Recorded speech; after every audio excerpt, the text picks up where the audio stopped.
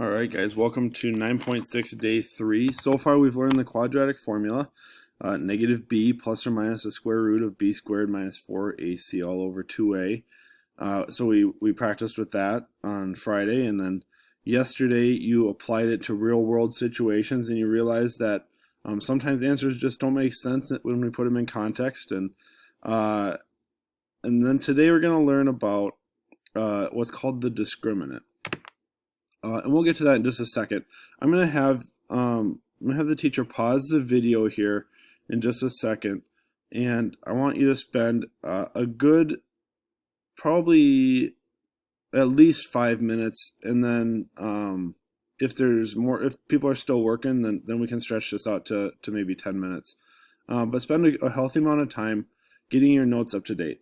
We've kind of gotten off that track, and we need to get back on it. So for sure you have 9.6 day 1 and day 2 highlighting.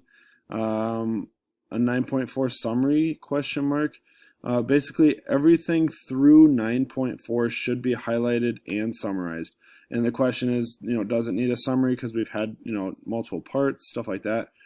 And I'm gonna say it like this: if there are essential questions, if the essential questions are different from day to day, then you need separate summaries. Okay, but like from Friday to yesterday, so 9.1 and 9.2, I believe we kept the same essential question. And so in that case, all we need is one summary because we only had one essential question. Does that make sense? So if they have separate essential questions, then you need separate summaries. All right, so I'm going to pause the video, or I'm going to have the teacher pause the video here and get those things done. Remember, these are to be done in silence. We don't need to communicate with anyone else. This is a personal reflection time.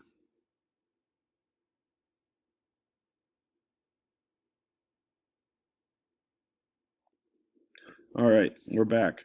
9.6 day 3 is the discriminant, and we are going to be able to tell how many real solutions there are. And the key word here is real solutions. You haven't worked with complex solutions yet. That's Algebra 2, I believe, is when you'll get there, junior year. And basically what that is there are numbers that are actually imaginary.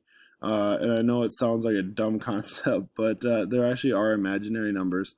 We haven't worked with them yet. So our job today is telling how many real solutions there are. So what is the discriminant? Well, we have our quadratic formula, and the discriminant is just what's under the square root. Okay, it does not include the square root. So today's actually, the calculations are going to be pretty easy because all it is the stuff that's in red here. B squared minus 4ac. That's the discriminant. Okay, so if b squared minus 4ac, if it is greater than 0, okay, so basically if the number you get is positive, it's going to look a little bit something like this. And basically, how many real solutions do we have? Well, it crosses the x-axis twice, right? And so the number of real solutions, there would be 2 real solutions. 2 real. Okay. And for example, in this case, I'm just going to draw this out real quick for you. Oh, hold on. I'm not going to do that. Sorry. All right. If I'm going to use my discriminant, b is negative 6, and so I'm going to do negative 6 squared minus 4, a is 1, c is 7. Right? Negative 6 squared is 36. Negative 4 times 1 is negative 4. Times 7 is negative 28. But that gets me, what is that? 8. 8 is greater than 0, right? And so it'll look something like this. I have 2 real solutions. Okay, now if my discriminant equals 0, okay, so for example, negative 6 squared, so I got my b squared, minus 4a, which is 1, c, which is 9. Okay, this is 36. minus negative 4, negative 36. Well, 36 minus 36 is 0. So if it equals 0, I'm going to have one real solution. It's just duplicated, right? We talked about this when we were graphing. If it comes down and touches the x-axis, in this case our answer is 3, but it's repeated, right? So maybe write, the answer is going to be repeated. In this case, we have 3 twice, but there's one real solution. Okay, now the third scenario is if it's less than 0. So we have negative 6 squared minus 4. A is 1, C is 11.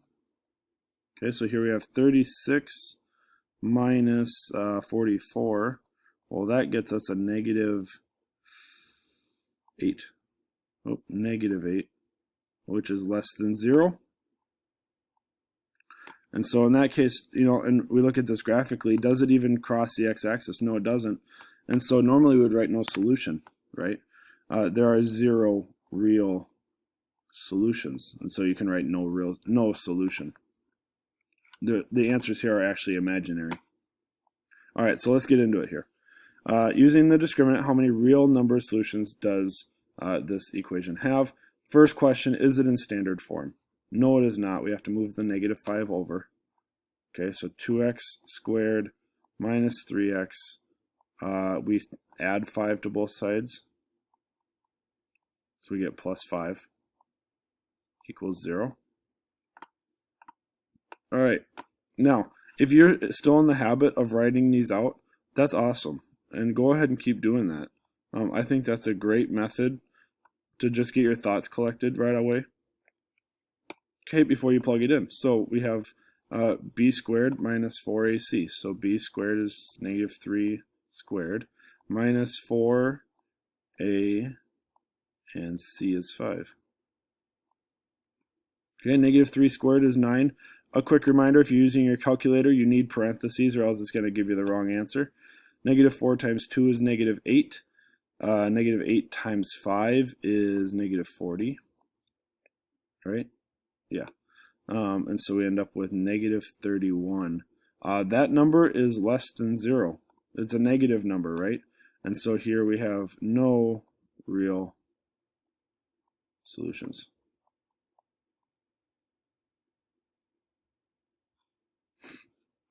All right, and this one, our A is 6, our B is negative 5, our C is, uh-oh, we didn't get this in standard form. Sorry. Cook, get it together. Come on. We need to subtract 7 here. 6x squared minus 5x minus 7 equals 0. There we go. Now we're ready. And this would be negative 7. Okay. So b squared, oops, that's not right. B squared, which would be negative 5 squared, minus 4ac. Okay, so negative 5 squared is 25. We got negative 24. I'm going to need a calculator, and so are you. Negative 4 times 6 times 7. Oh, hang on, negative 7. So negative 4 times 6 times negative 7 is positive 168. And when we add these together, we get 193. That number is definitely greater than 0. What does it mean when it's greater than 0? Well, it means that there's 2 real solutions. So our answer would be 2 real. You can probably just write 2 real. That's okay. All right, how many real number solutions does this one have? I'm going to pause it. You and your partner, off you go, and we'll be back in just a second.